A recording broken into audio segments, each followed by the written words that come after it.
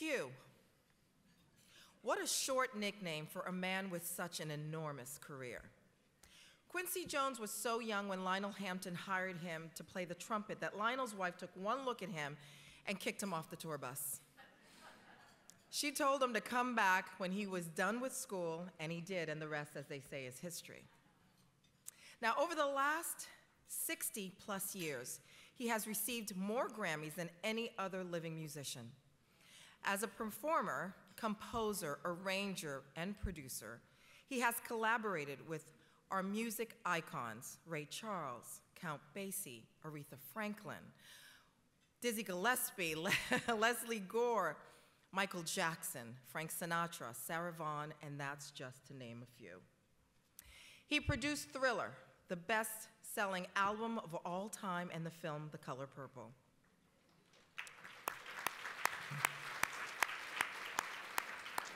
Quincy's musical legacy is matched by his legacy as a humanitarian. Now, some people walk away from their past. Some reach out to help others who are struggling.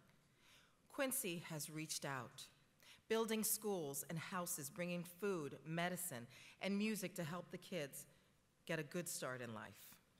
Now, he's also given back by sharing his story in his autobiography, Q.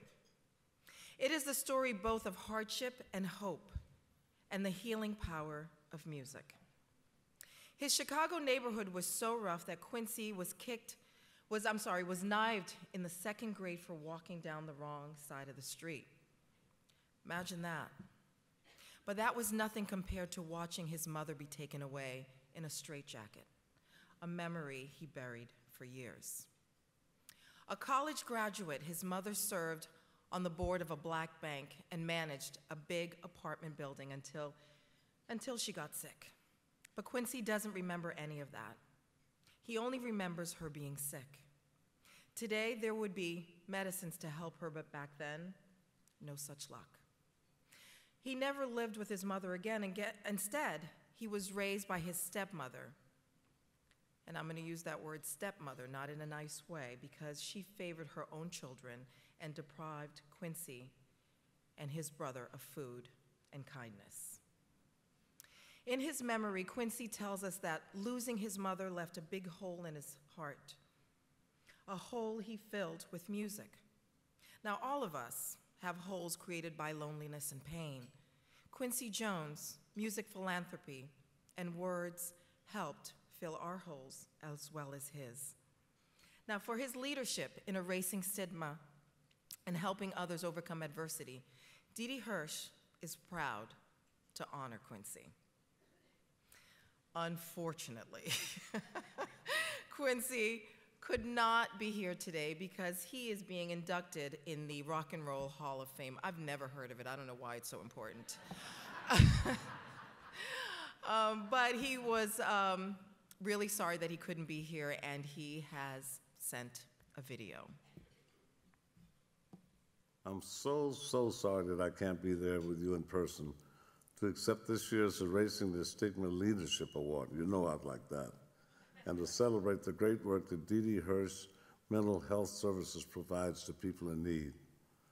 I'm often asked why giving back and trying to help others is so important to me. And the answer is very simple. It's who I am. 4 words I live by: loving, laughing, living, and giving. Growing up on the south side of Chicago during the Depression in the 30s, believe me, I know firsthand what it feels like, but there's no way out of that misery.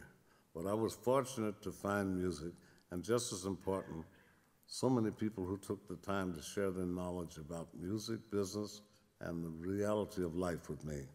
People like Ray Charles, Clark Terry, Benny Carter, Lionel Hampton, Dizzy Gillespie, among many others, right up to the late Time Warner chairman Steve Ross, my brother, mentor, and God, who provided me with the foundation to accomplish whatever achievements that I have made. But the most valuable influence that all of these wonderful souls provided me was that none of the successes mattered if you weren't able to use the fruits of that success to help others. None of us can claim that whatever successes we have achieved were done on our own. It was with God's will, the help of those who cared enough to take the time to guide us, put us on their shoulders, and a little luck that we're here today. To me, it's not a lot to ask to give as much back as has been given to you. Today, there should be no excuse for people not being able to have access to the mental health help that they need. Yet, sadly, over half of adults with serious mental disorders in the U.S. aren't getting help. So many cry out for help, only to find their cries falling on deaf ears. But thank God for places like D.D. Hirsch and your dedicated staff. You hear those cries and extend your hand to help out those in need out of the darkness. I can think of no nobler endeavor on behalf of humanity.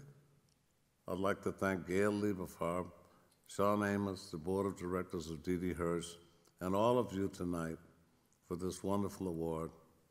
I will cherish it, and for your work on behalf of those in need, which I also cherish very much. Thank you.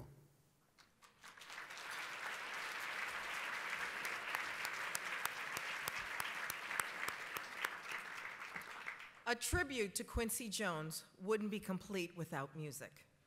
Saxophonist Mindy Aber is getting ready to take care of that. Mindy has toured and recorded the likes of Aerosmith, Backstreet Boys, Josh Groban, and Lee Rettenauer. With Ben Peeler on guitar, she is going to do an instrumental version of Man in the Mirror. And you can guess who produced that. Ladies and gentlemen, Mindy Aber.